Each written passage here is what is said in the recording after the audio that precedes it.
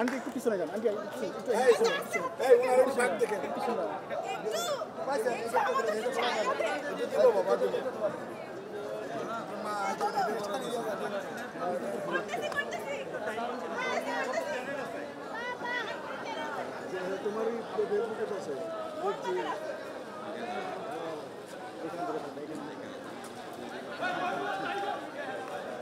Hero hero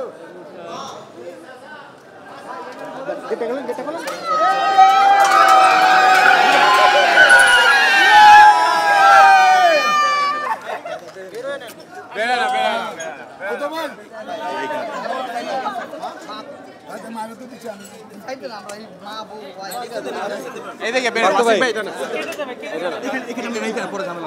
কাঙ্ক্ষিত বিজয়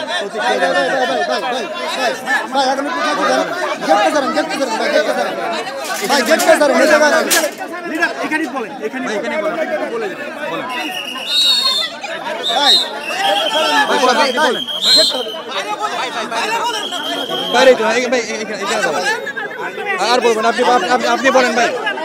তোমরা যাও, তোমরা পিছিয়ে যাও, তোমরা পিছিয়ে যাও। এখানে প্রতিক্রিয়া তো এই বৈষম্য বিরোধী ছাত্র আন্দোলনে এতগুলি মানুষ মারা গেছে, এটা তো আসলে আমাদের জন্য প্রচন্ড দুঃখজনক একটা ব্যাপার।